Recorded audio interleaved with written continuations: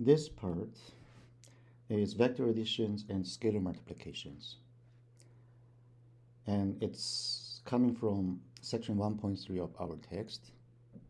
After this part, we're going to understand how to perform C1U plus C2V. Here U and V are two vectors, column vectors with the same length, and C1, C2 are two numbers. Beyond this, we won't understand its geometric meaning, which means we can visualize this performance in terms of geometry. And this geometric meaning will be developed gradually throughout the term and help us to understand better the matrix and vectors. Now we start with the definitions. So we are given C, a scalar, which is just number, another way to say number, and U and V, two vectors, column vectors, with the same length n, so n-dimensional vectors. Now we can define scalar multiplication and vector additions as following. Cu is the n-dimensional vector with each component of u multiplied by c.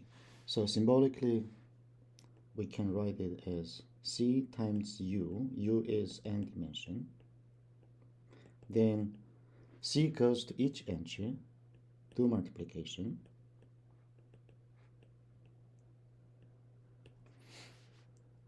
And vector addition. Again, addition of two vectors is the n-dimensional vector under component-wise addition. So similarly, we can write u as u1 up to un plus v as v1, v2 up to vn.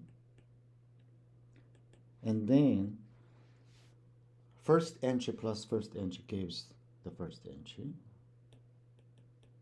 And second plus second gives the second entry. And the sum of the last entry gives the last entry. So that gives me the answer of addition. And here we didn't mention the addition if u and v has different length, and this is not well defined. So I'm going to make a remark. If u and v have different lengths, then u plus v is not well defined. All right, we're going to go through one example to understand this definition better. So in this example, we're given a number c, which is 2, and two vectors u and v. They both have length 2. Now we are going to perform cu, cv, and u plus v. And the next one is draw a polygon formed by 4 points, 0, u, v, u plus v. And we want to verify its shape of the polygon. And what is the area of polygon? So I copied this problem to the next page because we need more space. So the first problem is, what is Cu?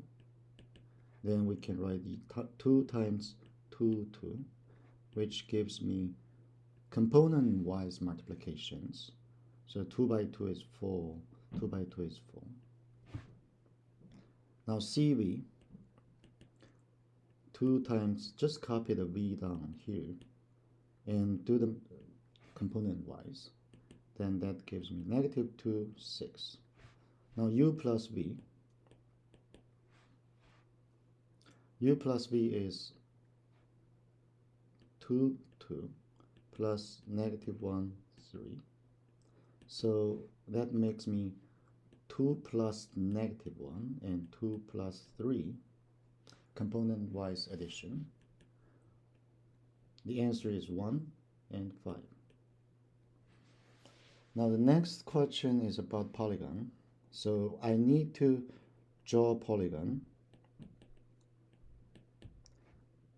from 0, 0 stands for the vector 0, 0, which is origin in two-dimensional plane, u, v, and u plus v. So because we are talking about two-dimension, so two-dimension plane, xy coordinate, can be drawn as following. So I need some axis. This is first axis or x-axis.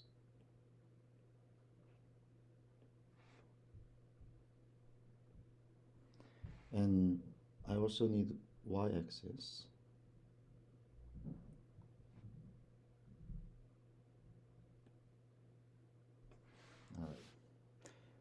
Now 0 is just the place in the center of the coordinate system.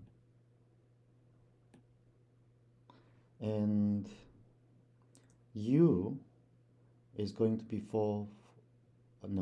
u is 2, 2, which means 2 and 2. So we can mark this u here. And this is u.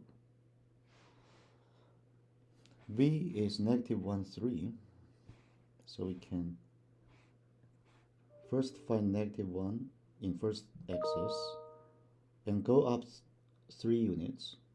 So this point is supposed to be V. Then where is u plus v? U plus v is 1, 5. So first find 1 in the first axis and go up 5. 1, 2, 3, 4, 5, this place. 1, 2, 3, 4, 5. This is u plus v. So we're going to draw a line, draw actually 4 pieces of the line, following 0, u, v, u plus v. So we can start from here.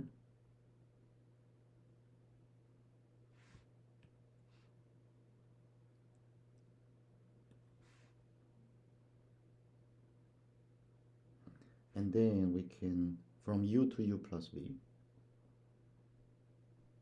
and from u plus v to v, and from v to 0. This is the shape of the polygon. And numbers 3 question, verify its shapes as a parallelogram. So just visualizing this picture, number 3 is yes.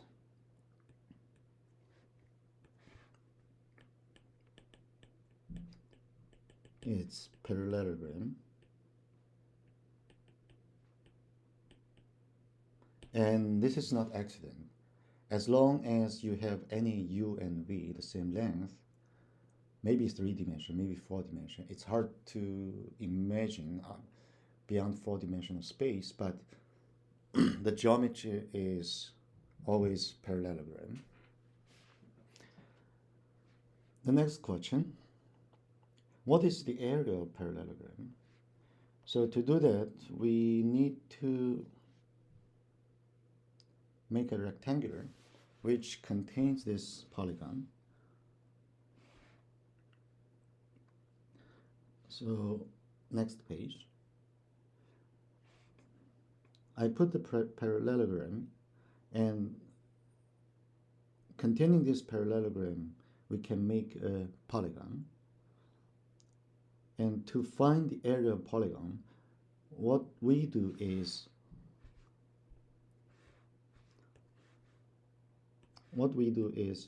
just find out the area of the rectangle minus we indexed 4 shaded triangles and take that out. So the area of first triangle, second triangle, third triangle, fourth triangle. We can first look at what is rectangle area. The rectangle area is a multiplication of two sides. So this one is 1, 2, 3. This side is 3 units. And 1, 2, 3, 4, 5. The other side has length 5, which means it's going to be 15.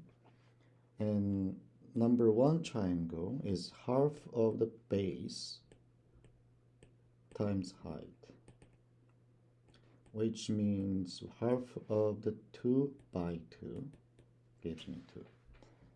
And second triangle is tall and narrow, and the base is just 1 unit, and the height is 3, which gives me 1.5.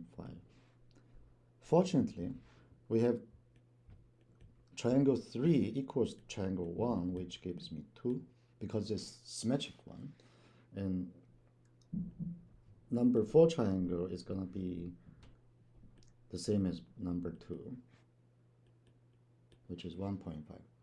So if I put all the numbers in the area formula, then this is 15 minus 2 minus 1.5 minus 2 minus 1.5, which gives me 8. So this is the last question, I guess.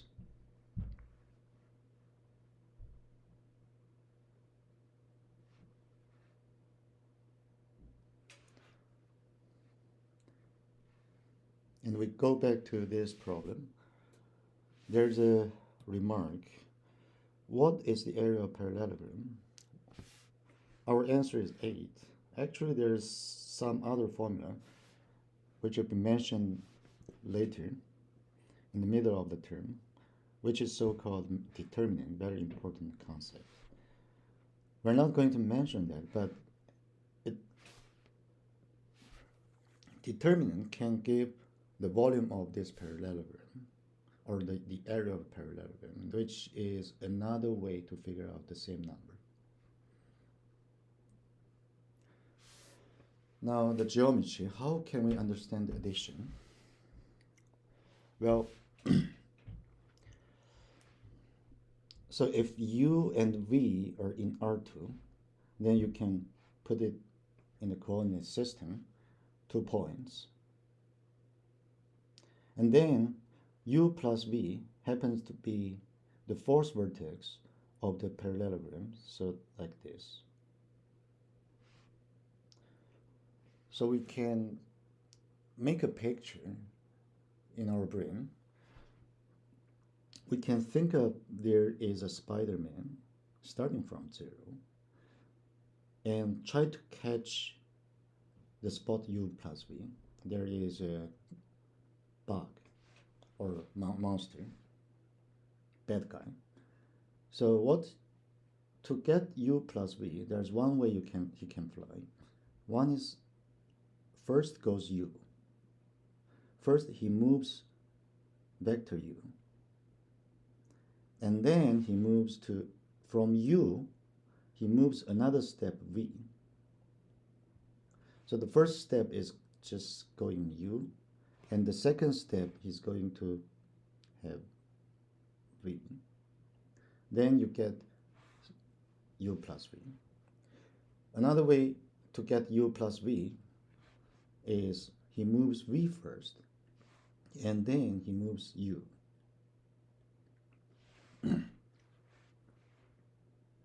Then we have u plus v. So we can say that u plus v is the end point of the Spider-Man moving u and v sequentially, or you can say moving v and u sequentially in order.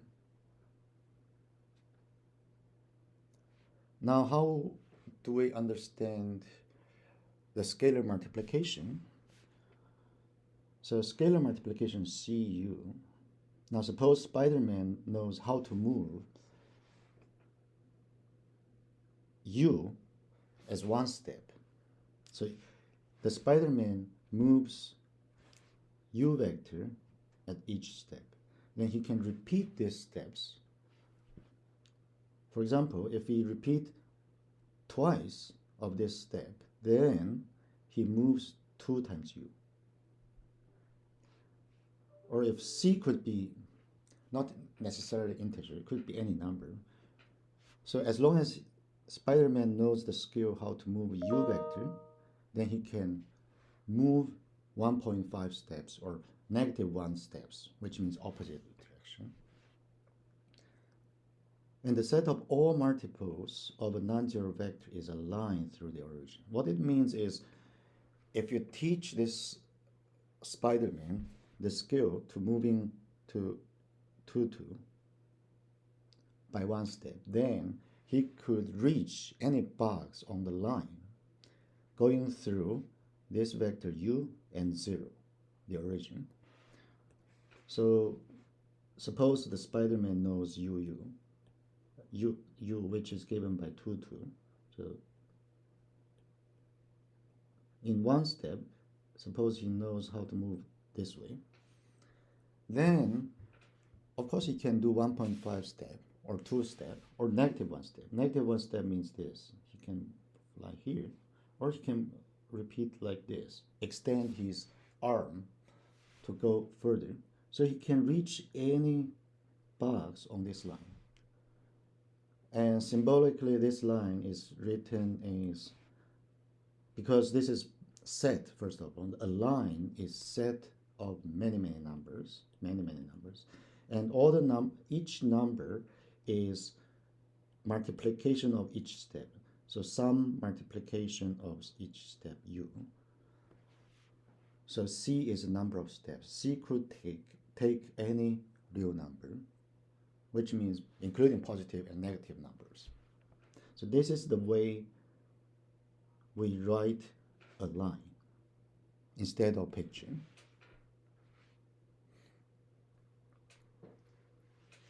All right, now we have concept of vector addition and multiplication, and this kind of formula makes sense to us. Suppose v0, v1, vk are k vectors of the same length, and c1 and ck are numbers. Then to perform this kind of formula expression, first you need to do the vector multiplications first. This is the first priority. Then after you figure out each scalar multiplication, then you're going to add k plus 1 vectors altogether, component-wisely. And this kind of form is called parametric vector form. And this kind of form can be used as representation of the solution when the linear system has more than one solution. So that means if a linear system has infinitely many solutions, you can use vector form. And this also gives another view of the solution set from geometric point of view. So to write, suppose you are given a linear system ax equals b. To write the solution in a parametric vector form, then what you want to do is reduce augmented matrix to RREF and then solve for each xi in terms of free variables, and then combining like terms and write out vector form. So by just looking at these 3 steps, it's not very clear, but we can go to our next example.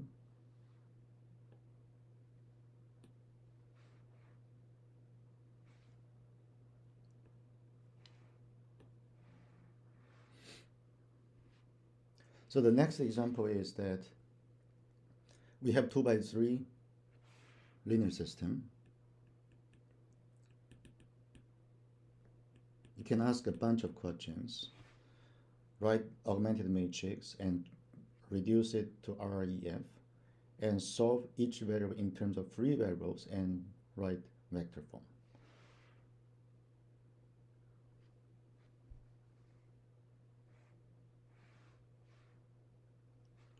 So what we are going to do is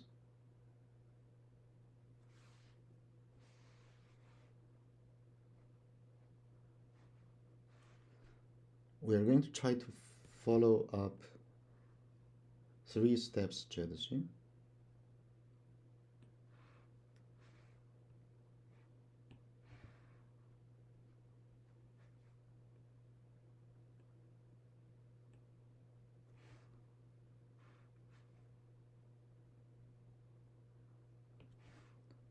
To solve this linear system.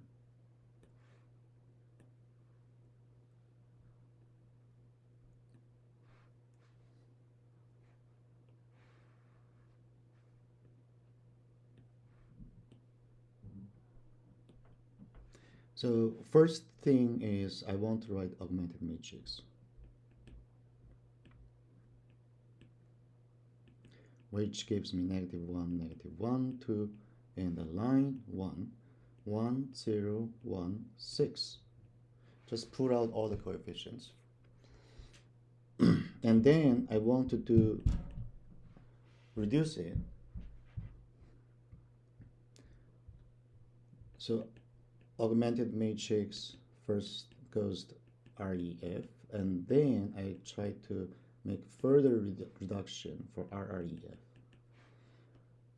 To do that, we start from upper left corner and try to scan each column from left to right. Which one is the first non-zero column? Of course, this one. And then we can set one non-zero number as pivot. Well, I'd like to try this one, 1. So suppose this is the one I chose. Then what I do is I need to put it on the top of the rows, which means I need to do R1 and R2 switch, which gives me 1, 0, 1, 6, -1, -1, 2, 1. Next thing is we want to eliminate, suppose, so we know this is 1, this is pivot, the chosen one. Then we won't eliminate everything below this. So everything below is just -1. To eliminate this, we need help from pivot row. So to do that, I just want to make R1 plus R2 replace R2. Then we have 1, 0, 1, 6. The first row is intact, and the second row is 0, -1, 3, and 7. So the first pivot column now is fine. Now, then we are going to blind our first column and first row. First column and first row. So this is pivot, right? I'm going to use pivot with different colors. And then we work on the next one. The next one is just this small part, this part. And I want to get the, I can stop here, then we have pivot automatically here. So this actually gives me, without further doing, we have REF.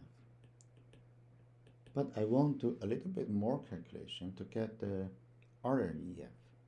For RREF, each pivot must be 1, So what I need to do is R2 times negative 1, replace R2, which is scaling. So the first row is just itself.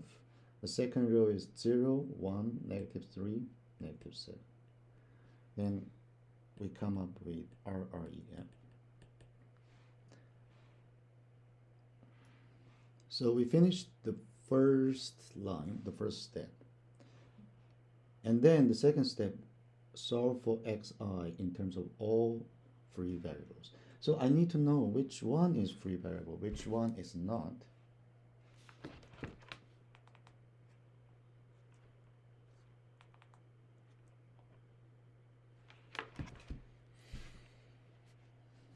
So the free variables, suppose we can write this is x1, x2, x3.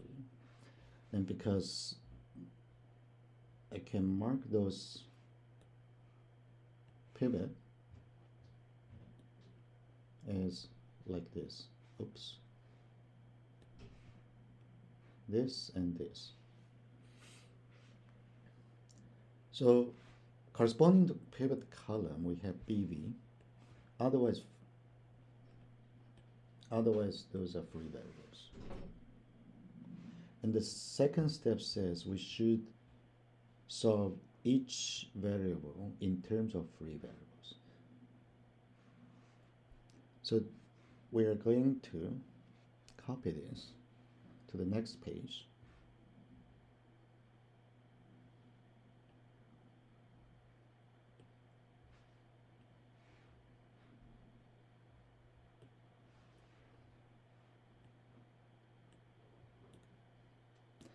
And for the next step, I need to translate everything into my original form of linear system. So x1 plus x2 is 0, x3 is just x3, equals 6. And x1 from second line, x1 is 0, x2 has coefficient 1 minus x3, which is negative 7. Now we can set x3, because this is free variable, let's say this is s, could be any number, free variable.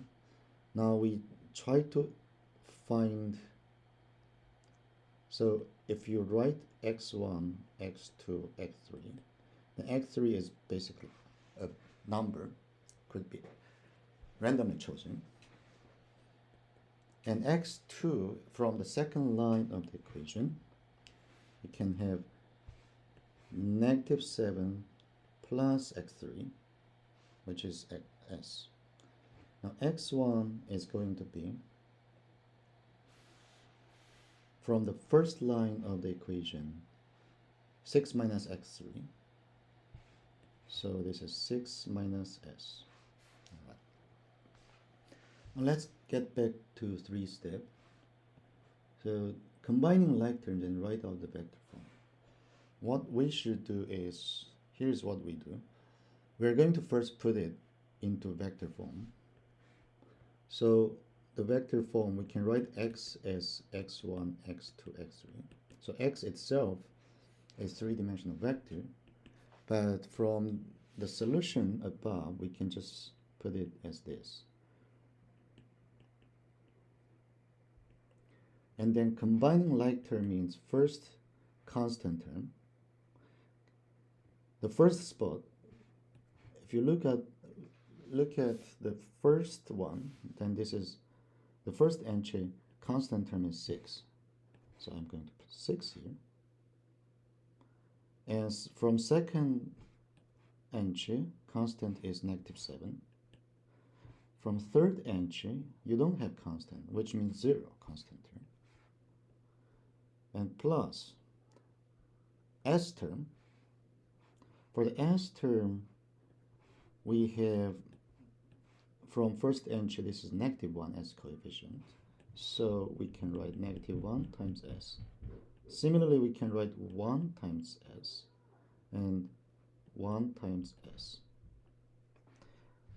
Now it's ready to write the parametric vector form 6, negative 7, 0 plus The next one is when I write, first write the whole vector like this and take out s from the vector. So s negative 1, 1, 1. Because from scalar multiplication, this is scalar and this is vector. When you multiply scalar to a vector, you are going to perform multiplication component-wisely, entry-wisely, and that recovers the second column. All right, this is the way we write parametric vector form. Thanks for watching.